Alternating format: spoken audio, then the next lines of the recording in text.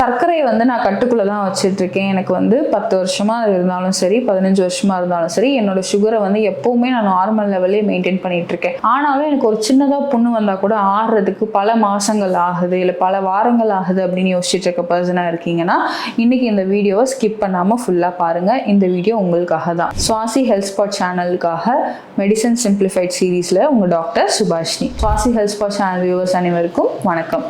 இன்னைக்கு இந்த வீடியோவில் நான் சொன்ன மாதிரி புண்ணு வந்து எனக்கு ஆறவே மாட்டேங்குது. நான் வந்து எவ்வளோ நாள் ஆனாலும் சரி புண்ணு ஆற மாட்டேங்குது. ஆனால் என்னோட சுகரை செக் பண்ணி பார்த்தீங்க அப்படின்னா நார்மலில் தான் இருக்குது. வித்தின் நார்மல் ரேஞ்சில் தான். சாப்பிட்றதுக்கு முன்னாடியும் இருக்குது, சாப்பிட்டதுக்கு அப்புறமும் இருக்குது. அப்புறம் ஏன் எனக்கு ஒரு சின்ன புண்ணு வந்தாலும் பல மாதம் எடுக்குது, இல்லை பல வாரம் ஆகுது அப்படின்னு யோசிச்சிங்க அப்படின்னா ஃபுல்லாக டீட்டெயிலாக தெரிஞ்சுக்கிறதுக்கு ஃபஸ்ட்டு காரணம் என்ன அப்படின்னு தெரிஞ்சுக்கணும். அதுக்கப்புறமா நம்ம ஃபாலோ பண்ணுற விஷயங்கள் தான் அதுக்கு ஹெல்ப்ஃபுல்லாக இருக்கும். காரணம் அப்படின்னு பார்த்தீங்கன்னா உங்களுக்கு சுகர் வந்து ரொம்ப நாளாக இருக்குது, பட் ஸ்டில் நீங்கள் கண்ட்ரோலில் வச்சுக்கிறதுன்றது ஒரு ப்ளஸ் பாயிண்ட் மாதிரி தானே தவிர அதுக்கான காரணமே இல்லாமல் போயிடுச்சு அப்படின்னு நம்ம சொல்ல முடியாது. ஸோ ஒரு இடத்துல புண்ணு வருது, அந்த புண்ணு ஆறணும் அப்படின்னு பார்த்தீங்கன்னா யூஸ்வலாக அதுக்கு தேவைப்படுறது ஃபஸ்ட்டு விஷயம் ரத்த ஓட்டம் தான். அந்த ரத்த ஓட்டம் நல்லா அந்த புண்ணை சுற்றி நடக்க தான் வந்து இந்த புண்ணை வந்து க்ளோஸ் ஆகி உங்களுக்கு ஆற ஆரம்பிக்கும். இது ஏன் வந்து டயபெட்டிஸ் பேஷண்ட்டுக்கு நடக்காது அப்படின்னு பார்த்தீங்கன்னா ஃபஸ்ட்டு அவங்களுக்கு புண்ணு வந்ததே தெரியாது. ஏன்னா அவங்களோட நரம்புகள் எல்லாமே பலவீனமாகி நரம்போட நியூரோபதி ஸ்டேஜில் இருந்திருப்பாங்க.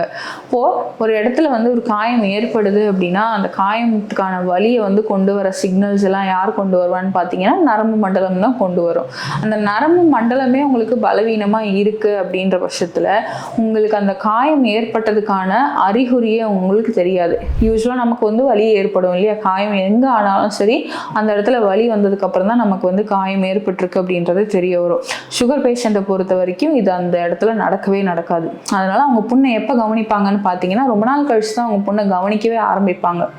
அதுக்கப்புறம் அப்படின்னு பார்த்தீங்கன்னா ரத்த ஓட்டம், அவங்களுக்கு அந்த நரம்புகள் வீக்காக இருக்கிறதுனால ரத்த ஓட்டத்தை வந்து ப்ராப்பராக எங்கே கொண்டு போய் சேர்க்கணுமோ அந்த இடத்துக்கு சேர்க்கவே முடியாது. ஏன்னா ரத்த நாளங்கள் எல்லாமே ரொம்ப பலவீனமாக இருப்பாங்க.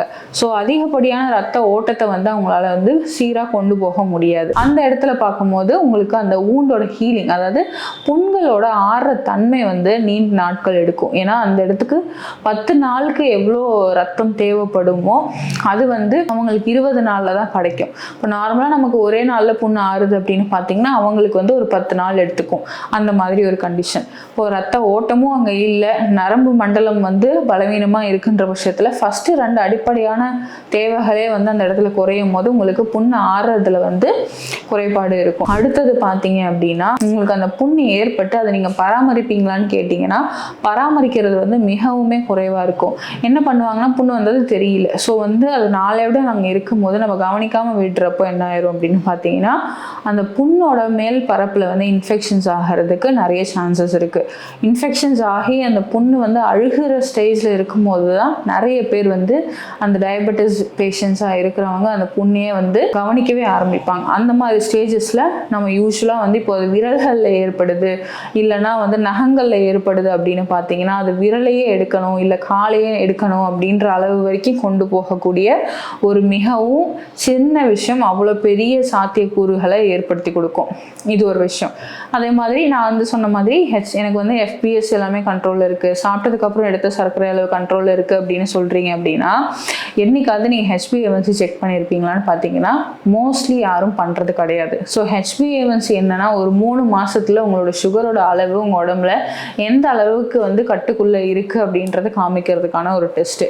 அந்த டெஸ்ட்டு தான் ரொம்ப முக்கியம். ஏன்னா இன்றைக்கி நீங்கள் சாப்பிட்ட உணவை வச்சு தான் அந்த FBSம் PPBSம் அளவிடப்படுமே தவிர HbA1c பார்க்குறது ஒரு 3 மாதம் அளவு போல். அப்போ ஒரு 3 மாதமாக உங்களோட உடம்புல சுகர் கண்ட்ரோலில் இருக்கா இல்லையான்னு செக் பண்ணுறதும் உங்களுக்கு அந்த புண்ணை ஆற வைக்கிறதுக்கான சாத்தியக்கூறுகளை அதிகப்படுத்தி கொடுக்கும். அது வந்து நீங்கள் கண்ட்ரோலில் வச்சுருக்கீங்க, குட் கண்ட்ரோலில் இருக்குது அப்படின்னா புண்ணு ஆறுறதுக்கான தன்மை இன்னும் வேகமாகவே மாறிடும். ஓகே, இப்போ இதெல்லாமே எனக்கு தெரிஞ்சிருச்சு, நான் அடுத்து என்ன பண்ணலாம், எனக்கு இப்போ வந்து புண்ணு ஆறாமல் இருக்குது, அதுக்கு நான் என்ன பண்ணலாம் அப்படின்னு கேட்டிங்கன்னா ஃபஸ்ட்டு அந்த புண்ணை வந்து சுற்றி இருக்கிற விஷயங்களை வந்து கழுகி க்ளீன் பண்ணி வச்சுக்கணும். ஸோ வந்து நல்லா வந்து புண்ணை வந்து காய விடணும், அடிக்கடி ஈரத்தன்மை இல்லாமல் பார்த்துக்கணும். அதை வந்து நீங்கள் ஃபஸ்ட்டு ப்ராப்பராக கேர் பண்ணி எடுத்துக்கிட்டீங்க அப்படின்னாவே போதும். இதுக்கு நீங்கள் என்ன பண்ணலான்னு பார்த்தீங்கன்னா அந்த புண்ணை வந்து திரிஃபலா சூர்ணம் அல்ல திரிஃபலா பொடி அப்படின்றது நமக்கு எல்லா மருந்து கடைகள்லையுமே கிடைக்கிறது தான். அதை வாங்கிட்டு வந்துட்டு சுடு தண்ணியில் போட்டு கொதிக்க வச்சு ஃபில்டர் பண்ணிட்டு வடிகட்டினதுக்கு அப்புறமா அந்த புல்லோட மேல் பரப்பில் கழுகிறது மூலயமா மேல் பரப்பில் இருக்கக்கூடிய இன்ஃபெக்ஷன்ஸாக இருக்கலாம், இல்லை தேவையில்லாத வந்து அந்த தோள்கள்லாம் எல்லாமே வந்து கிளியர் ஆக ஆரம்பிச்சிடும். அதுக்கப்புறம் நீங்கள் ஈரம் இல்லாமல் ஒத்தி எடுத்துட்டு அதை காய விடுறதே வந்து உங்களுக்கு புண்ணு ஆறுறதுக்கு நல்ல வழிவகுத்து கொடுக்கும். அது இல்லாமல் நம்ம டைட் பேண்டேஜ் போடுறது இது எல்லாமே என்ன பண்ணிடும் அப்படின்னா காத்தோட்டம் குறையும் போதும் உங்களுக்கு வந்து அந்த புண்களோட சீழ்வழிகிற தன்மை அதிகமாகும். அப்போ புண்ணு வந்து காம்ப்ளிகேஷன் ஸ்டேஜுக்கு போக விடாமல் பார்த்துக்கணும். ட்ரெஸ்ஸிங் பண்ணுறது இம்பார்ட்டண்ட்.